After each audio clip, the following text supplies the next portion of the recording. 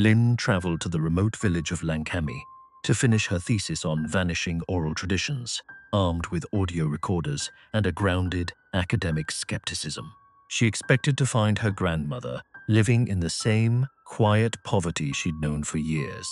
Instead, she found a village where the elders no longer spoke with human teeth.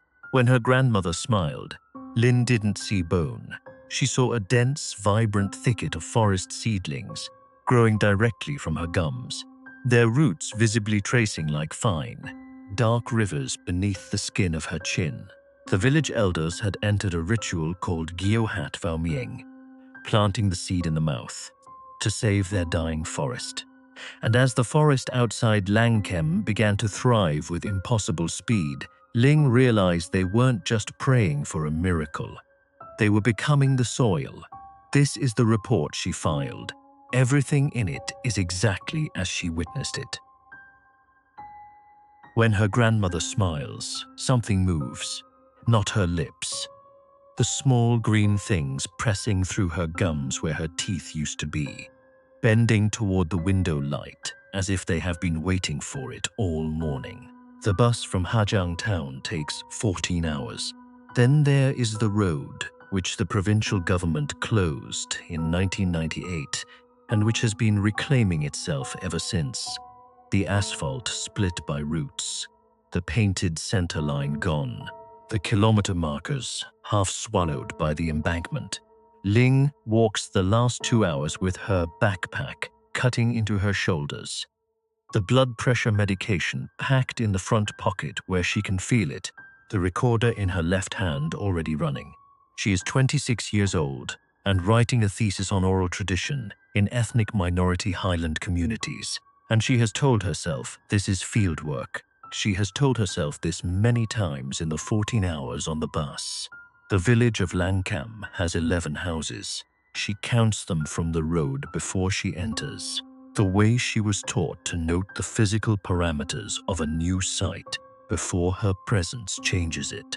The houses are old wood and packed earth, arranged without apparent order along a dry stream. No power lines, no satellite dishes. A single concrete cistern near the tree-lined algae green at the waterline. Smoke from 2 chimneys. Her grandmother is standing in the doorway of the 3rd house. Linh has not seen Banoi in 4 years. Not since the old woman came back here, to the place she had left as a young woman, and returned to as an old one, for reasons she gave to the family, as simply as she gave everything, without explanation, without asking permission. Lin's mother had stopped speaking about it.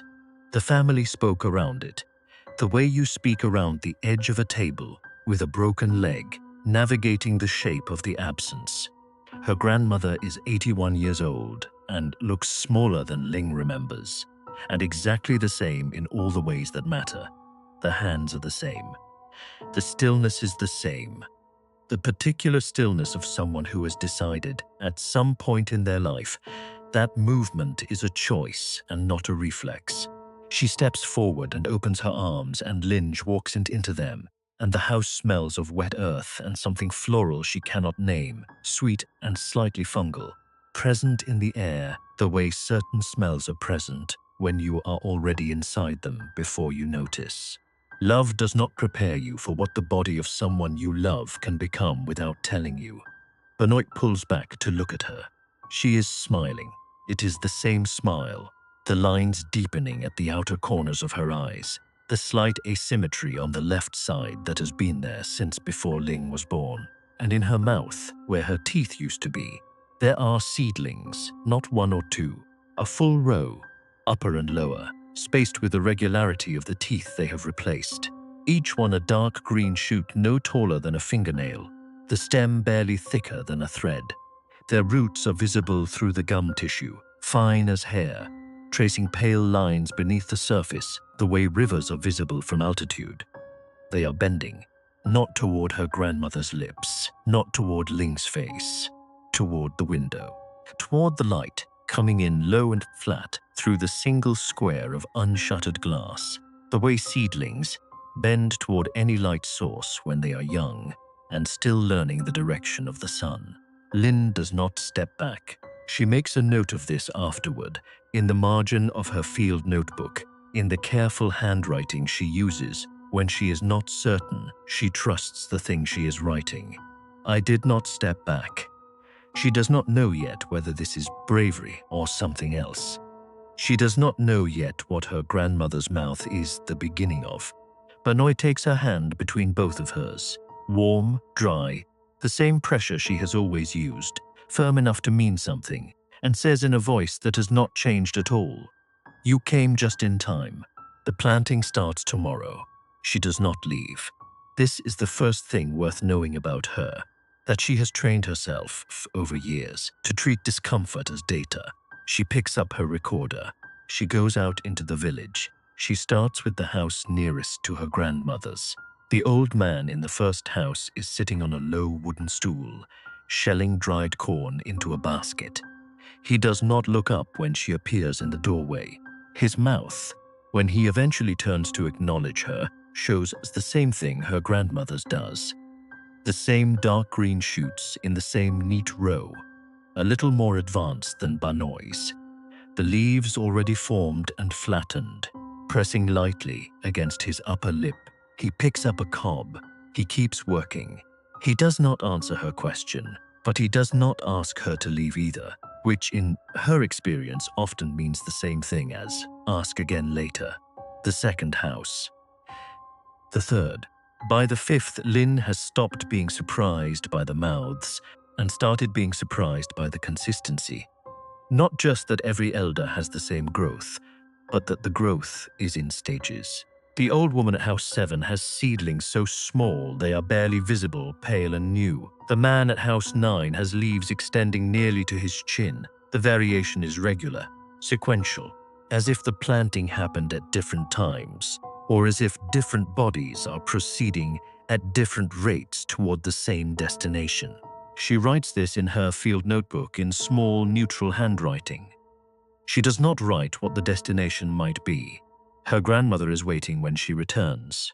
The rice congee, chow, cooked with ginger, the smell of it, the smell of childhood sickness and being cared for, is already in a bowl on the low table. Banoy sits across from her and watches her eat with the specific attention of someone who is measuring something. Not hunger, something else. Lin asks directly. She has found, in fieldwork, that directness is sometimes received as respect, that the indirect approach can read as condescension, as if the researcher assumes the community cannot handle the plainness of the question. She asks, "What is in your mouth? What is happening to everyone here? What is this?" When a community stops explaining something, it is not because they have forgotten. It is because explanation has become redundant. Banoy does not answer immediately. She wraps both hands around her own bowl and says that 40 years ago, when Lin's grandfather was still alive, the forest began to die.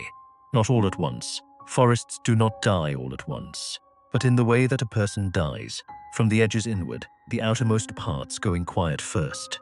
The trees along the road went first. Then the secondary growth. Then the old canopy, the trees that had been there longer than the village. The ones whose roots went down far enough to reach water that had been underground since before the war. She says, "We watched it for 10 years. Then we stopped watching and did something. The ritual is called gieo hat vau mieng, planting the seed in the mouth." Lin writes it phonetically, then writes the meaning, then sits for a moment with the pen not moving. She has read several hundred ethnographic surveys in the course of her thesis research. She has spent time in the archives of the Vietnamese Institute of Folklore, which holds documentation of ritual practices from more than 50 ethnic minority communities across the Northern Highlands. She has not encountered this practice, not a reference to it, not a related practice, not a predecessor ritual that might have evolved into this one. She says this to her grandmother. She says, "I've never read about this anywhere." Banoy picks up her bowl again. "It was not invented," she says. "It was remembered." She does not explain the difference. Ling understands that she is not going to, and writes that in the notebook too, and that night, After Banoy has fallen asleep on the mat across the room, Lind opens the recorder to check the day's files. There are 37 hours of audio she has no memory of recording. She opens the oldest file and presses play. Beneath the ambient sound of the village, wind, insects, the distant creek, there is another sound, lower, more patient. She has heard it before in the agricultural recordings in her thesis archive. The sound a root makes when it is pressing through soil, the slow creak and give of growing things finding their way through resistance. It is coming from inside what the timestamp tells her is audio of her grandmother sleeping. She plays 11 seconds of audio. Then she stops the recording and sits with the device in her lap in the dark and does not press play again. Not because it is frightening, because she recognizes it. She has recorded root systems before. It is a niche practice in agricultural ethnography, placing a contact microphone against the soil surface near an active root system and capturing the mechanical sound of growth, the slow creak of cells expanding, the dense press of root tips finding passage through resistant earth. She has 3 such recordings in her thesis archive. The sound is not dramatic. It does not announce itself. It is quiet and patient and absolutely unmistakable once you have heard it, the way certain smells are unmistakable. Not loud, but specific, present in a way that claims the space around it. The sound in the file is the same, except it is coming from inside audio she recorded, or that the recorder recorded without her, at midnight in her grandmother's house, with Banoy asleep 4 meters away. She closes the audio app. She opens her research notes, the ones she has been building for the past 3 years on Highland Vietnamese folk practice. She searches for the phrase she wrote down at dinner. Gieo hat vào mieng. Nothing. She searches for component terms: ritual, mouth, seed, planting, forest restoration. Her own notes return nothing she has not already written. She opens her offline archive. She downloaded it before the trip, knowing there would be no signal, and runs the same search across her collected source material. 342 documents. The search returns one result.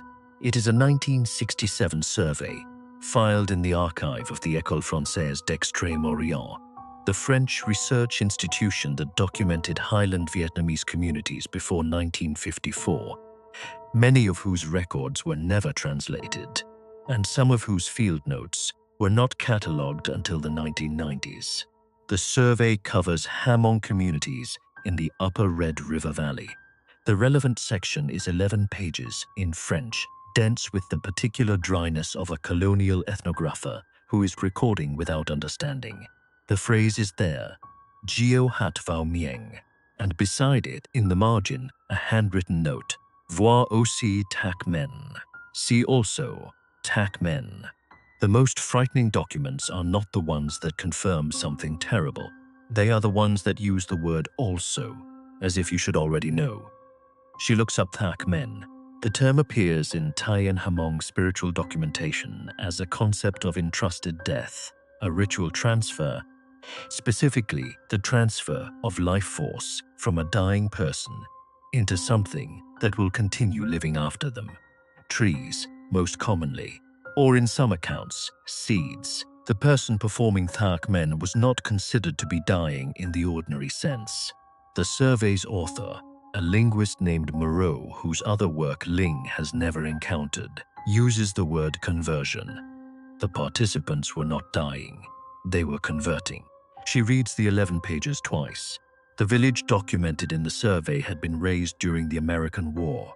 She finds the footnote on page 9, small and matter-of-fact. The community no longer exists, which means the practice survived its practitioners by traveling somewhere, to someone, to be remembered by a village in Ha Giang that says it was not invented. Linh closes her laptop.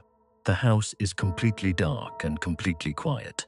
She can hear her grandmother breathing from the next room, the slow, regular sound of deep sleep, with something else underneath it that she now has a name for, though having a name has not made it less present. She needs to ask Banoy about the word Tak Men. She needs to know if the old woman knows it, if the village knows it, if this practice they call remembering is the same practice a French linguist documented 60 years ago in a place that no longer exists. She gets up. She crosses to the door of her grandmother's room. Benoy is sitting up in bed, fully upright, facing the window, her hands folded in her lap. Her eyes are closed, her mouth is open, and the seedlings inside it, 6 of them, in their neat row, are swaying, gently, rhythmically, like something in a breeze. There is no breeze. The air in the room is absolutely still. The seedlings are swaying anyway, each one moving in a slightly different direction, as if responding to something Linh cannot perceive. A current or a call that is passing through the room on a frequency below what the body can detect, but above what the body can ignore. At the forest's edge, 11 elders kneel in the leaf litter and open their mouths toward the canopy, and the light comes through the trees and finds them the way light finds anything that is reaching toward it. She follows her grandmother out of the house before dawn, when the air is cool and smells of soil and wood smoke, and something she has been trying to name since she arrived. The floral smell, present at the edge of everything, which she now understands is the smell of very young plants in large numbers. The collective exhale of things still becoming. The other households are already moving.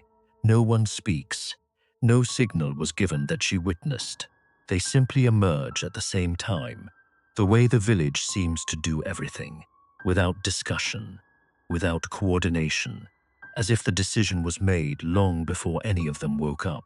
The forest edge they walk to is not the cleared edge near the road. That boundary, where the trees give way to terraced fields, and the light is open and practical, is a 10-minute walk. They go instead toward the interior, along a path Linh did not see on her arrival, to where the canopy closes overhead, and the ground shifts under her feet from packed earth to the deep, giving softness of accumulated leaf matter, decades of it undisturbed. The trees here are old. She can see it in the girth of the trunks, the way the root systems have claimed the surface ground in thick, raised ridges. These are the trees that were here before the dying, the ones that survived. Each elder finds a place and kneels. She stands back, recorder in hand, and watches. And now, in this light, at this proximity, she sees for the first time what she has been observing without fully seeing. The seedlings in their mouths are not sitting in the gum tissue the way a seed sits in a pot. The root systems have moved beyond the mouth. She can trace them. Fine, pale lines running under the skin of the jaw, along the neck, disappearing below the collar. The old man from the first house, the one who kept shelling corn, has root tracings along his forearms, visible in the cool morning light as faint branching patterns, like diagrams of river systems in pale ink. They are not ill. None of them move with the careful management of pain. They move with the deliberate ease of people who have put something down and found themselves lighter. The body, when it has finally agreed to something, carries itself differently. There is a specific quality of ease that is indistinguishable from surrender, except that surrender diminishes and this does not. The village headwoman is 91 years old. Linh learns this not from an introduction but from her grandmother, who says it quietly, close to Linh's ear as they watch the old woman kneel. She is the most advanced. Leaves growing from the corners of her mouth, 2 more at her temples, pressing flat against her cheekbones, with the smooth certainty of things growing exactly where they were always meant to grow. Her eyes are open. She is looking at the canopy above her, not upward with effort, but level, as if she and the trees are on the same plane, and she is simply acknowledging something she has been in conversation with for years. She is the most present person Linh has ever stood near, more present than anyone who has ever spoken to her in a classroom, or across a research table, or at the bedside of someone dying in the conventional way. Her attention is not focused on anything in the clearing. It is distributed, the way a forest's attention is distributed, everywhere at once, thin and total. In Vietnamese Thai animist tradition, the act of Tao Mo, returning to tend the graves of ancestors, pressing organic material back into the earth, is understood as a form of conversation, the living offering themselves, briefly, to the ground, so the dead know they have not been abandoned. The elders in this clearing are not performing Tao Mo, but the logic is the same. They are not offerings, they are correspondence. Ba Noi turns from the tree line and extends her hand. Her palm is open, face up. In it is a seed, black, slightly larger than a watermelon seed. And when Lynch reaches out without thinking and lets her grandmother place it in her hand, she feels the warmth of it. Not the ambient warmth of a hand that has been holding it. The warmth of a thing that is already, in some sense, alive. She looks at it for a long time. Then she looks at her grandmother's face, at the green things growing from it, at the expression that has no name in any language Lynch knows, at the eyes that are her grandmother's eyes and something wider than her grandmother's eyes, and understands, with a clarity that does not feel like realization, but like something remembered, that she was not brought here to take notes. She was brought here to choose. She gives the seed back. She sets it carefully in her grandmother's palm, closes the fingers around it, and picks up her recorder. Then she turns and walks toward the road without looking back, which is the only way she knows how to leave something she cannot explain. She records everything on the walk out. The sound of the forest at full morning, the insects, the particular resonance of the canopy when the air moves through it, the way the light changes as the trees thin and the road appears, cracked asphalt, the kilometer markers she counted on the way in, the embankment reclaiming itself in increments. She records these things with the focused attention she has given everything in this village, the same attention she gave the seedlings and the elders and the root tracings under the old man's skin. The recorder does not ask her what any of it means. This is the only comfort it offers, and for now it is enough. She does not record what the forest made when the mouths opened. She had pressed record on instinct when the elders knelt, and she had the sound in the device, clean and present, and unlike anything in her archive. Not root growth, not the sounds of soil, but something that carried the frequency of both, and was neither. The sound of 11 bodies in conversation with a forest that already knew their names. She listened to 3 seconds of it on the bus back to Hajang town and turned it off, and has not opened that file since. She does not know yet what she will do with it. She suspects she will never know. She returns to Hanoi.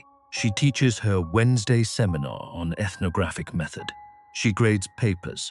She eats dinner at the same noodle shop near her apartment 3 nights a week because the consistency of it, the same plastic stool, the same broth, the same uncle who never asks how her day was, is something she has begun to need without understanding why.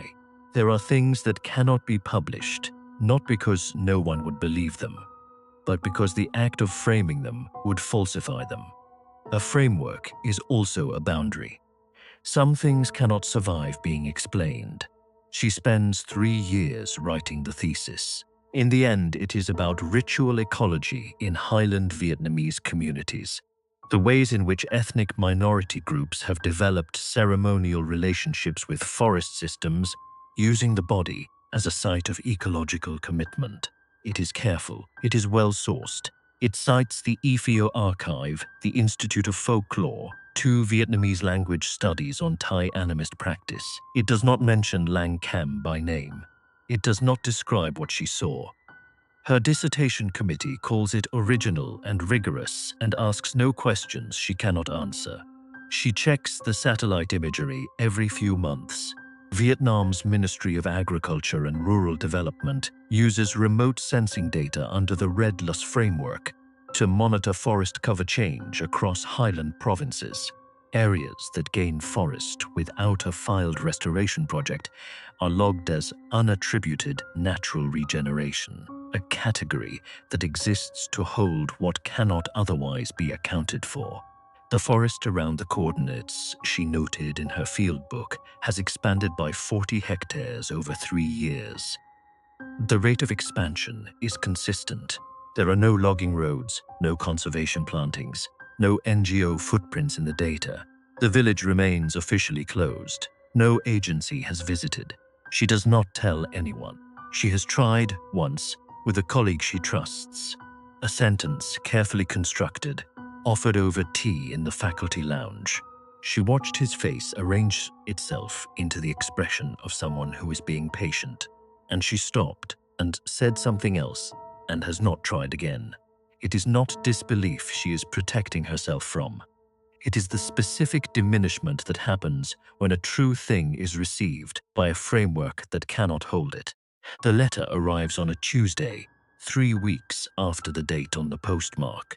It is written in her grandmother's handwriting, the same careful brushstrokes she has known her whole life, slightly slower than she remembered, slightly more deliberate, as if the act of writing had become something considered.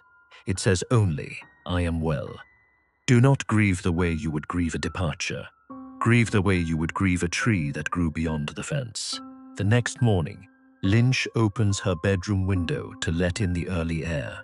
On the sill, pressing its roots into the old painted wood, with the quiet certainty of something that has taken its time finding the right place, is a single seedling. 2 leaves, dark green, no larger than her thumbnail. They are turned exactly toward her face. If this story stayed with you, I think it was meant to.